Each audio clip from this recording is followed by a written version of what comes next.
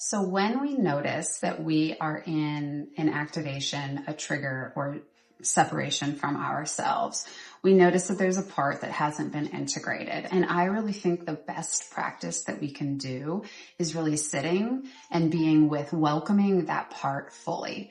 And so one thing that someone brought up was dirtiness being triggering to them. And so it's really thinking about, instead of from a judgmental place and therefore we're blaming or we're shaming or we are separating ourselves even more, we're creating more distance from the things that we don't like. It's really welcoming in, let's say, the consciousness of dirtiness, wherever we can imagine that, in our homes, in public, in the streets, in another person. It's really welcoming fully, inviting that consciousness of dirtiness to sit with you, almost like a friend. If you were cross-legged, sitting across from one another, looking deeply into each other's eyes, this consciousness of dirtiness. And instead of looking across the way and judging that, or saying like, oh, you're so gross, or you're so ugly, or you're so dirty, or how dare you, or you make me really sick or really uncomfortable, or whatever we can imagine saying about that consciousness. And again, whatever we would apply that to, is really sit and invite it and say, I want to understand you. I really want to understand everything about you that I can. And so tell me what you're with. Let me feel what that means, to be in the consciousness of dirtiness, if that is your consciousness.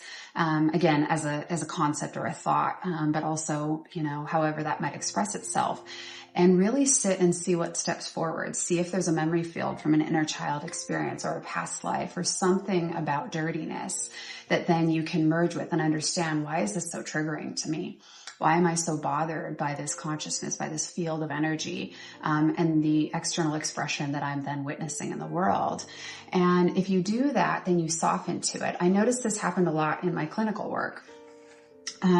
Where I had really not been exposed a lot. So when I was doing my initial training, right, I had not been exposed to just certain lifestyles. I had had a pretty sheltered childhood. And so when I started doing my work in inpatient facilities for hardcore addicts, mothers who were hardcore addicts, and they were inpatient for 6 months at a time, and I was doing therapy for them. Of course, I was brand new and green and all of that.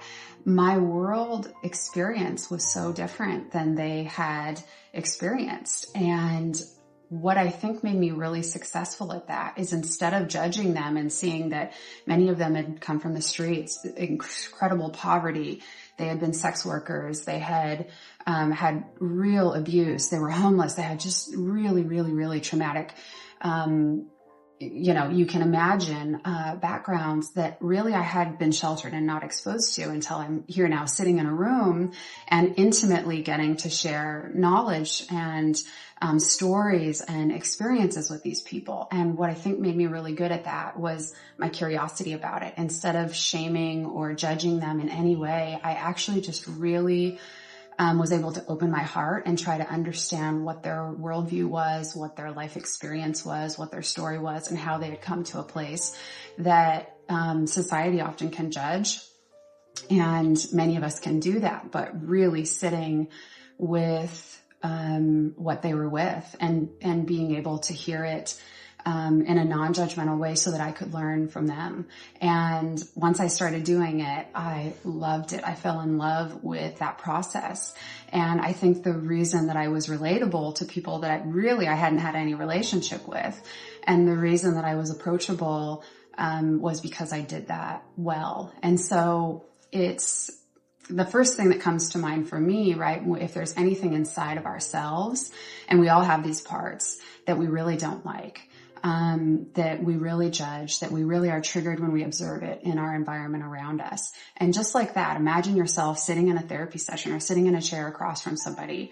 And how would I really want to come across? And how would I want to make that person feel?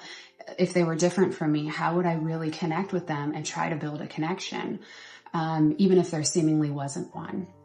And so when this distance and separation is there, how do we, welcome it, invite it, sit with it, and befriend it? And in that way, we won't be bothered or triggered by it anymore. We can understand where that trigger or where that disgust or where whatever that feeling is that is essentially a negative emotion is coming from, and then we can befriend that too.